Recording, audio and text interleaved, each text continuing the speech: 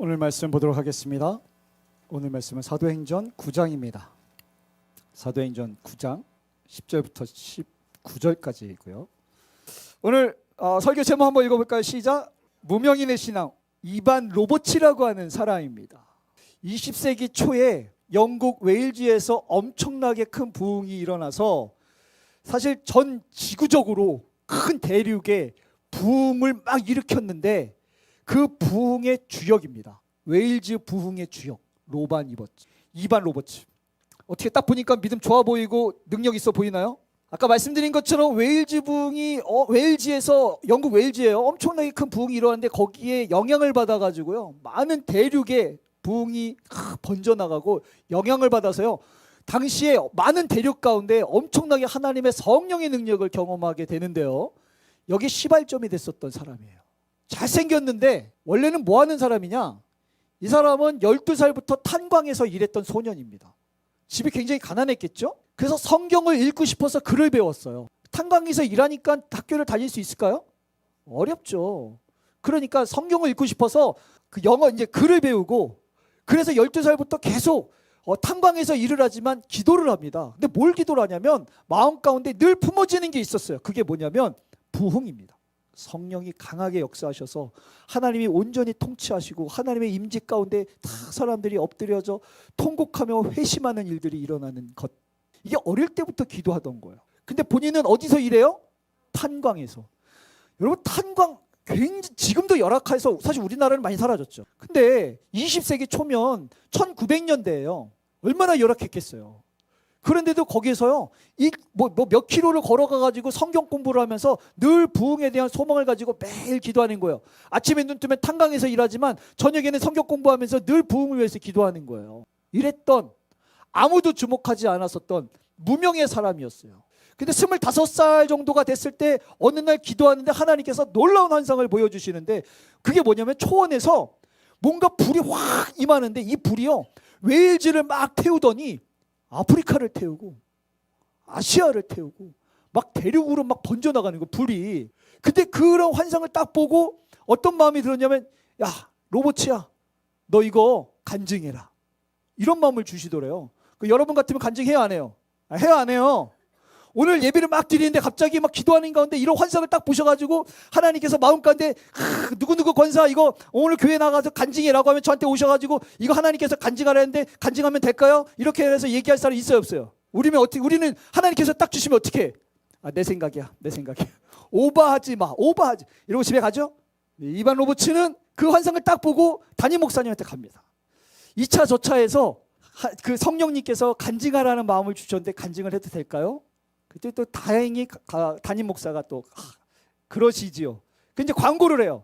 2차 저차에서 오늘 이반 로버츠 청년이 간증을 한다 하니 함께 하실 분들은 남으시오 했더니 17명이 나왔대요. 그리고 17명을 앉혀놓고 이제 하나님께서 환상을 보여주신 것을 막 이야기하는 거예요. 어떻게 됐을까요? 뭐 내일도 아닌데 관심도 없어요? 어떻게 됐겠냐고 성령을 받고 회심을 하며 17명이 난리가 난 거예요. 그리고 그 사람들이 또 성령 받고 은혜 충만해지면 어떻게 해요? 간증하죠. 야 이반 로버츠가 이렇게 됐는데 야 장난 아니더라 난리가 나가지고 30일 만에 몇 명? 간증할 사람 있으면 빨리 나오세요. 빨리 나오시라고. 이렇게 간증을 했더니 30일 만에 몇 명? 37,000명. 5개월 만에 몇 명? 실제로 이렇게 보니까 이 놀라운 부흥을 성령을 경험하면서 사람들이 회심을 하고 죄로부터 돌이키고 그래서 술집이 사라지고 실제로 이때 이 웨일즈에서요 실제로 최초로 감옥에 한 명도 없었던 일도 있었대요. 감옥이 생긴 이후로 처음으로 감옥에 들어올 사람이 없는 거 죄를 안 지으니까 웨일즈에 엄청난 변화가 일어나게 되는데 여기서 은혜 받은 사람들이 여러 곳으로 또 나가서 간증을 하고 성령을 받고 1907년에 무슨 일이 일어났어요? 우리나라에 평양 대부흥이 일어났죠. 미국에 아주사 부흥이 일어났어요. 인도에 아프리카에 막 부흥이 일어나는 거예요. 여기에 하나님께서 쓰셨던 분이 누구냐면 바로 이반 로버츠라고 하는 이분입니다. 12살부터 탄광에서 일했던 아무도 주목하지 않고 아무것도 배우지 못하고 아무것도 할 수 없었던 가난한 청년을 통해서 하나님께서 놀라운 부흥의 역사를 이루신 거죠. 요 얘기 좀 하고 갈게요. 이게 20년 전 일입니다. 이제 말씀드렸죠. 2000년 초반에 그런 일들이 있었어요. 우리나라 이제 부흥을 연구하는 사람들 안에서도 부흥이 아까 1900년도라고 이야기했는데 그 웨일즈가 1904년도에 부흥이 시작됐고요. 우리나라 1907년에 부흥이 일어났는데 여러 곳에서 1900년 20세기 초에 많은 부흥들이 일어났습니다. 이거를 연구하는 사람들 중에 이게 세기 초에 일어나더라 이런 얘기가 있어가지고 당시에 우리나라에서도요 기도하는 사람들이 많았었어요. 저도 그때 트랜스포메이션이라는 부흥을 연구한 다큐멘터리 영상이 있었는데 언제 한번 보여드릴게요. 그게 있었는데 그걸 보면서 제가 오늘 안 갖고 왔는데 우간다에서 이 나라를 하나님께 드리겠다라고 하는 선언식이 있었던 게 있었어요. 제가 그걸 보면서 하나님 앞에 기도했어요. 울면서. 그때 그 당시에가 한 뭐 2002년도 뭐 3년도 이렇게 됐던 것 같은데 하나님 혹시 대한민국에 저런 일들이 일어나면 제가 꼭 그 자리에 있게 해주세요. 막 울면서 기도했어요. 근데 어떤 일이 일어났냐면 당시에 그 성령 강림주일 날 기독 청년들이 모여서 기도하는 일들이 일어났는데요. 장축체육관에서 기도하는데 어떻게 기도하냐면 저녁 8시, 7시인가 뭐 8시인가부터 이제 예배를 시작하는 거예요. 언제까지? 다음 날 5시까지. 그럼 홀딱 세고 출근하는 거예요. 새벽 예배 끝나고 밤새 예배합니다. 밤새 어떻게 예배하냐면 우리나라에 이제 내노라는 예배팀들 당시에 뭐 많았었거든요. 그런 어노인팅, 예수전도단, 뭐 올레이션스, 뭐 다윗의 장막, 뭐 난다긴다 하는 예배팀들이 그 2시간씩 타임을 잡아가지고요. 찬양팀 찬양하고 설교하고 기도하고 찬양하고 설교하고 기도하고 찬양하고 이거를 5시까지 하고 딱 끝나면 이제 새벽 차 타고 출근할 사람 집에 갈 사람 이렇게 가는 거예요. 밤새 성령 강림 주일날.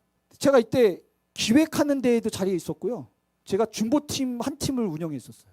근데 이게 어떻게 시작됐었냐면 이것도 되게 우연찮게 저게 한 작은 교회에서 기도하는 모임이 있었어요. 중보 기도하는 모임이. 근데 어느 날 기도하는 모임에 몇 명에게 이제 그런 그 마음을 주신 거예요. 우리나라 부흥을 위해서 기도해라. 그래가지고 그래서 이제 이거 어떻게 기도하지? 그래서 모여서 기도했었대요. 여기 이 친구가 누구냐면 저희 교회 예전에 제가 그 문화사역했다 그랬잖아요. 저희 팀의 반주자예요. 근데 이 친구가 그 처음 기도 모임의 멤버였대요. 자기네 교회에서 시작된 거예요, 그게. 너무 잘 알죠. 저한테 이제 얘기해 주는 거예요. 그 몇 명이서 이제 기도하는데 부흥을 위해서 기도하다가 갑자기 하나님께서 이 기도에 동참할 수 있는 동역자들을 찾으라 그래가지고요. 여기 기도팀들이 그냥 우리나라에 내놓으라 하는 교회들한테 막 전화를 하는 거예요. 소망교회, 사랑의 교회, 여의도 순복음교회, 광림교회, 금남교회. 근데 놀랍게도 거기에서 전화를 하는데 이게 무슨 소리야 하는 데도 있지만 실제로 많은 교회들이 아까 그랬잖아요. 이 세기 초에 부흥이 일어난다는 것을 암암리에 알고 있어서 기도하고 있었던 목사님들이 많았던 거. 나도 그거 지금 받아가지고 기도 중인데 잘 됐네요. 이래서 모여지기 시작하는데 하나님 어디서 기도할까라고 했더니 기도해야 되는 그곳에 뚜껑이 달려있대요. 뚜껑. 뚜껑 달려있는 데서 기도하라는데 뚜껑 달린 데가 어디에 막 찾다가 어디에 거기가? 장충체육관이 된 거예요. 기가 막히게 장충체육관에 그 성령 강림주일날 비어있는 거예요. 성령 강림주일날 장축제관에서 기독 청년들이 모여서 기도하기 시작합니다. 그리고 여기서 무슨 일이 있었냐? 누구예요? 지금은 욕 바가지로 먹고 있는 우리 장로님이시죠? 소망교회. 이때는 괜찮았어요. 이때는. 그래서 이때가 2003년도에 이미 집회를 해가지고 제가 이제 기획팀에 있었는데 그날 이제 어느 날 그 기획팀에서 이 집회를 어떻게 할 건지 기획하는데 거기에 소망교회 부목사님이 오신 거예요. 이런 일이 있다고 하니까 이명박 그 장로님께서 그러면 우간다에 그 얘기를 아니까 서울을 주님께 드리겠다고 새벽 예배에 오셔서 선언식을 하기로 했다는 거예요. 그래서 이 서울은 하나님의 땅입니다. 이거를 서울시장 이명박 이거 선언을 했어요. 우간다랑 똑같은 일이 일어났는데 제가 중보팀 이렇게 있었거든요. 아직도 기억나요. 제가 그걸 보면서 이때는 지금은 욕먹지만 그때 괜찮았다고. 그런 눈으로 보지 마시라고. 그때 괜찮았어요. 눈물을 그렇게 흘리면서 난리가 난 거예요. 그랬더니 이게 2024년도거든요. 저게. 근데 원래 1907년 100년 부흥이면 이제 저 어게인 1907 막 이래서 2007년도에 막 이렇게 부흥이 일어나야 된다 막 이런 얘기가 있었던 거예요. 근데 이게 2004년도예요. 근데 저렇게 해서 이제 막 이명박 시장님이 와가지고 이 서울을 주님께 드리겠다고 우간다처럼 그렇게 했더니 이게 소문이 나고 알려져서요. 소송을 걸고 난리가 납니다. 이 땅이 시장 네 땅이냐 이러면서 특히 사찰에 있던 우리 스님들이 뿔딱지가 잔뜩 나가지고 막 소송에 걸려서 뉴스에 나왔어요. 왜 네 맘대로 하냐고. 그죠? 그랬더니 사실 우리끼리만 모여가지고 서울에서 우리끼리만 하고 있었거든요. 이게 뉴스에 타니까요.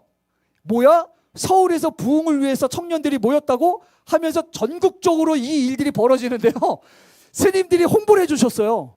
스님들이. 그래가지고요. 갑자기 연락이 오는 거예요. 이거 우리도 할 테니까 니네들이 하는 거 우리한테도 소스를 줘라.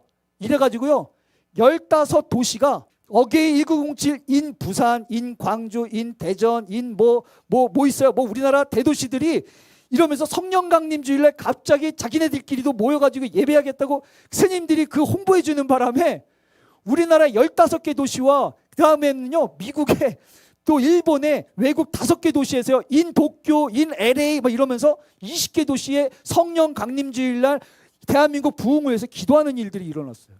이게 여러분 참여 안 하니까 좀 그런가 보다 하죠. 저희들은요 막 다들 소름 돋는 거예요. 이게 지금 2022년, 3년, 4년, 5년, 6년, 7년 마지막 7년도에는 대전에 이제 인서울, 인대전 막 있잖아요. 대전에 모여가지고 다 같이 모여서 예배를 했었어요.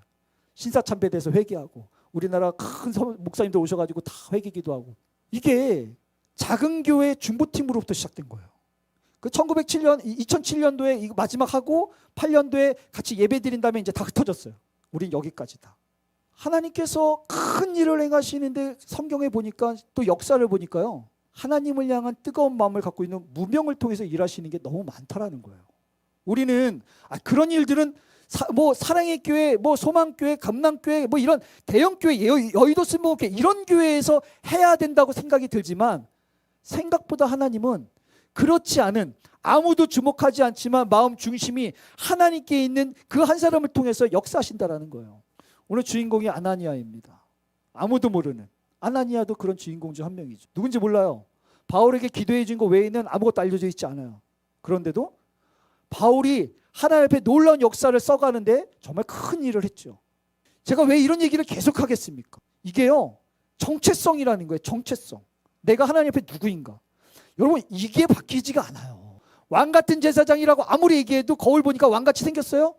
저는 여잔데요. 공주처럼 생겼어요? 이게 쉽지가 않은 거예요. 그래서 우리가 하나님 앞에 저는 이런 정체성에 대한 설교를 한 달에 한 번은 했으면 좋겠어요.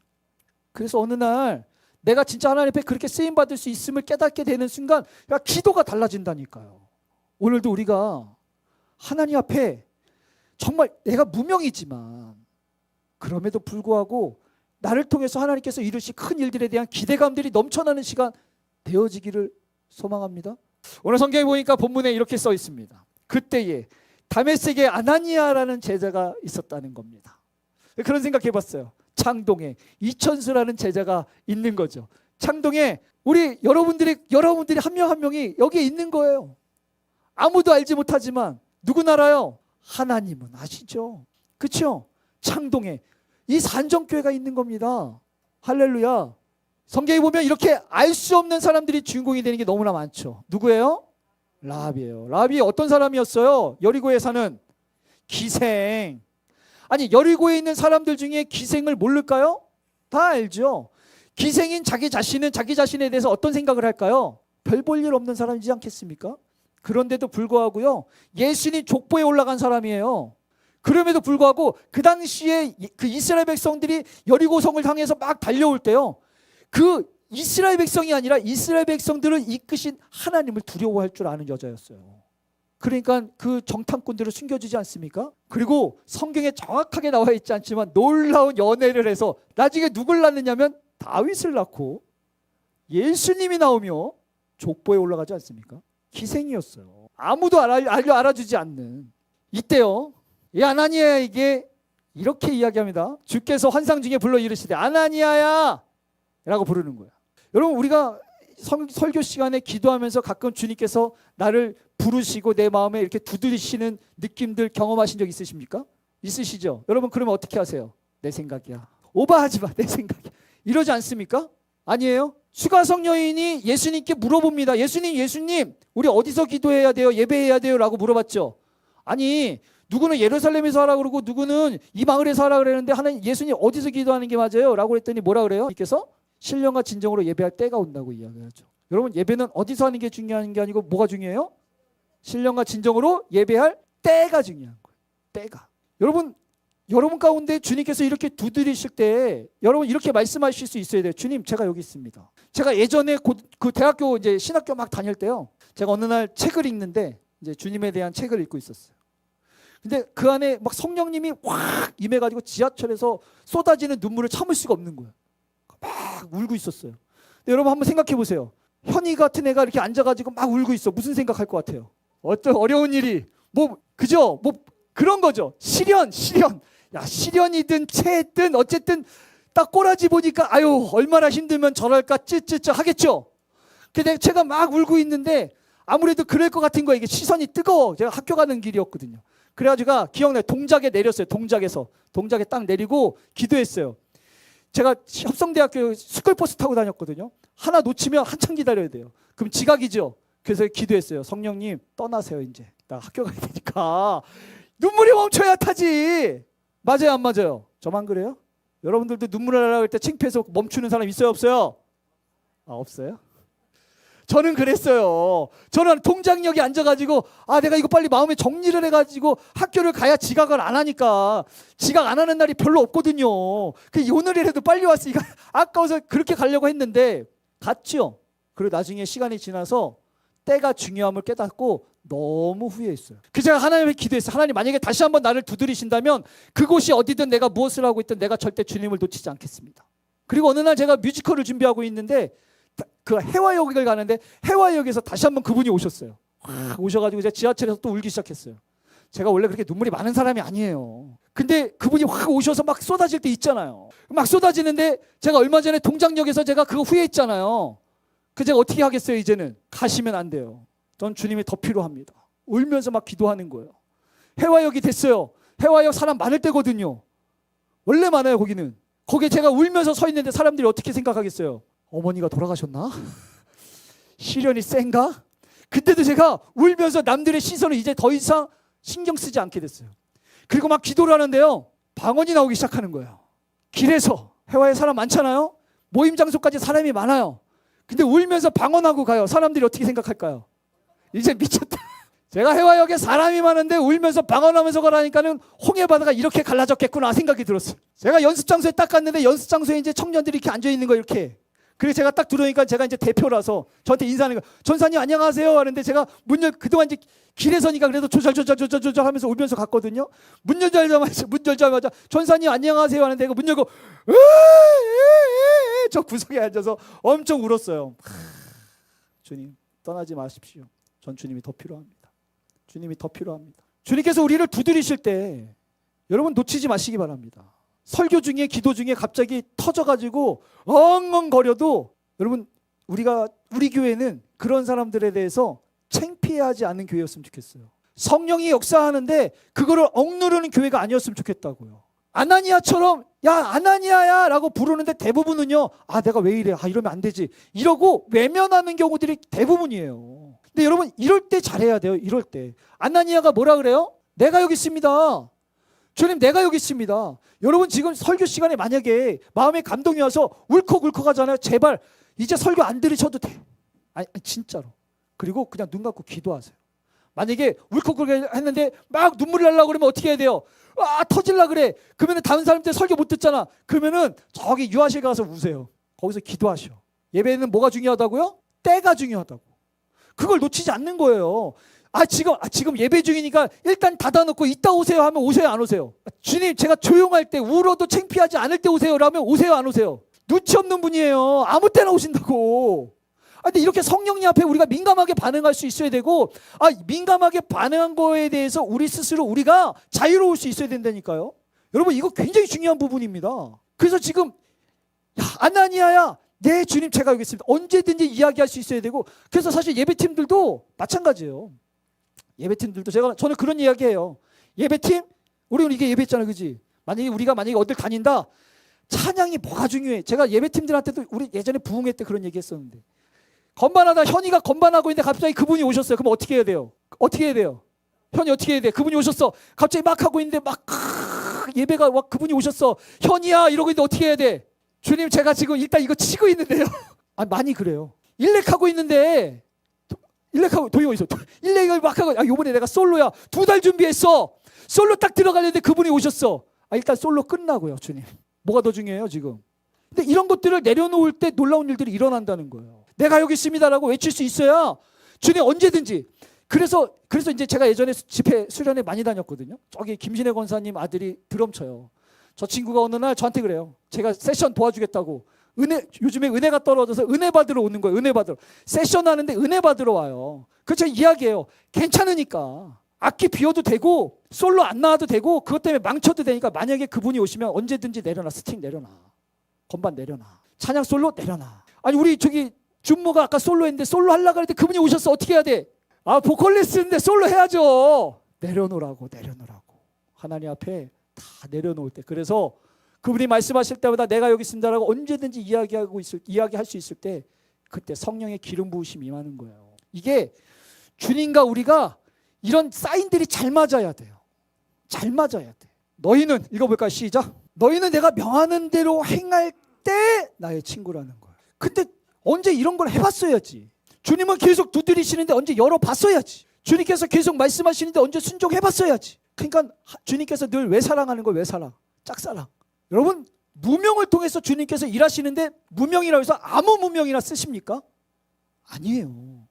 무명이지만 결국 주님과 이런 사인을 잘 맞출 수 있는 사람들이랑 일하시지 않겠습니까? 우리 선정교회가 정말 이 사명을 잘 감당할 수 있는 교회가 되려면 주님과 파트너십이 잘 맞아야 될 거 아니에요. 그죠? 주님께서 딱 사인 줬을 때 사인에 맞춰서 타닥타닥 움직일 수 있어야 되잖아요. 그죠? 그래야 이게 잘 맞지. 근데 우리가 주님 우리가 그 사명 감당하겠습니다 아무리 얘기하는데 주님께서 사인을 계속 주셔도 좀 이따가 조금 편할 때 이따가 내일 주님 지금은 창피하니까 이래서 안 된다는 거야. 저는 예전에 뮤지컬 할 때요 그런 소망이 있었어요. 제가 어떤 소망이 있었냐면 뮤지컬을 여기서 막 할 때 저는 이제 뮤지컬에 2편을 했는데 다 그 성경적인 거를 했어요. 하나는 삭개오에 대한 이야기를 했고 하나는 요한계시록 7교회에 대한 그 공연을 했었어요. 저는 어떤 마음이 있었냐면 우리가 하나님 앞에 기도로 또 성령으로 잘 준비하면 그냥 공연을 보는 사람들 안에 성령이 임할 수 있다라는 확신이 있었어요. 그래서 어떤 마음이 있었다면 만약에 이러다가 갑자기 성령이 임해서 막 이렇게 올라오잖아요. 그런 사람들을 위한 중보팀을 준비해가지고 그런 사람들이 있으면 냅다 끌고 와가지고 기도해주는 팀을 만들려고 그랬어요. 가능할까요? 불가능할까요? 가능하죠. 얼마든지 가능하죠. 이게 강력하면 강력할수록 사람들이 더 주님을 경험하게 되는 거예요. 저는 우리 선정교회가 그랬으면 좋겠어요. 앞으로 이제 그런 책들을 같이 공유하면서 성령님께서 이렇게 일하시는 것들이 있구나. 이렇게 일하셨던 역사가 있구나. 부흥이 아까 이야기했던 웨일즈 부흥이 일어났을 때 아주사 거리에서 부흥이 일어났을 때 1907년 평양의 부흥이 일어났을 때 성령의 역사가 어떻게 일어났는지 우리 알아야 되지 않습니까? 아니 부흥을 꿈꾸는 사람들이 부흥의 모델을 모르면 어떻게 부흥을 만들어갑니까? 행하는 대로 했을 때가 친구라는 거예요. 그런 사람들이 주님을 더 알아갈 수 있다는 거예요. 우리 선정교회가 그런 교회 되기를 소망합니다. 그랬더니 성경에 보니까 뭐라고 그러냐면 아나니아에게 5사람 사울이 있는데 지금 기도 중이라고 하는 거예요. 지금 알려주시죠. 이렇게 해라 저렇게 해라. 그리고 그 사울은 지금 주님 앞에 기도하면서 이미 아나니아를 보고 있으니 마음의 준비가 됐다는 거예요. 주님은 여호와 일에 예비하시는 주님입니다.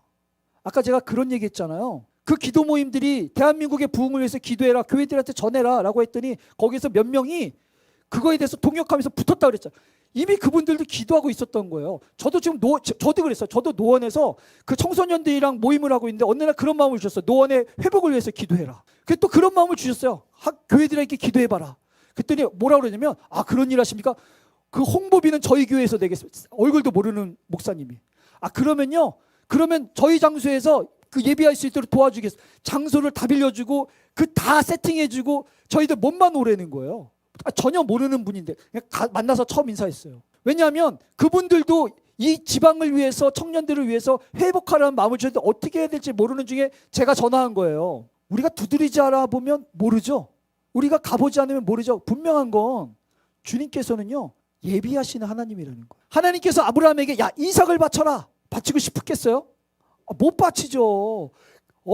어떻게 얻은 아들인데 이삭을 바칩니까?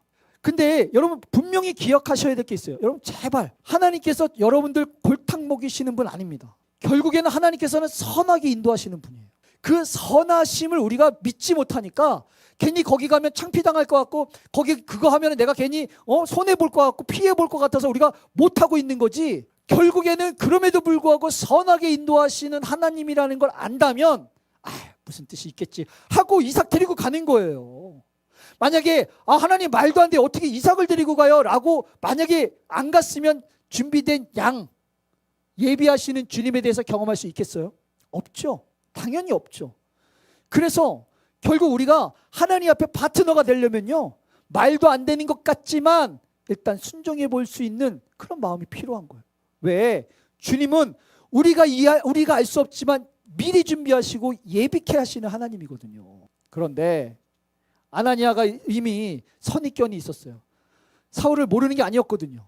보니까 여러 사람에게 들었는데 그가 예루살렘에서 주의 성도들을 그렇게 해를 끼쳤다고 합니다. 선입견이 있는 거예요.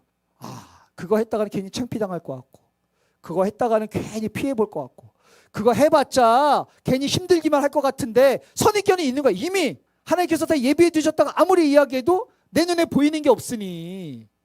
그래서 두렵다는 거야. 모든 사람이 결박한 권한을 줬는데 내가 괜히 갔다가 내가 결박당하면 어떡합니까? 가겠다는 거예요? 안 가겠다는 거예요? 신앙은 여기서 나옵니다. 좋아서 하는 게 아니고요. 결국에는 무서워도 하느냐, 무서워서 못하느냐, 귀찮아도 하느냐, 귀찮아서 못하느냐, 창피해도 하느냐, 창피해서 못하느냐. 여러분 결국 신앙은 이거예요. 애써도 그럴 때가 있지 않았습니까? 너 혼자 살려고? 무섭죠. 애써도 선입견이 있었어요. 모두가 다 알고 있는.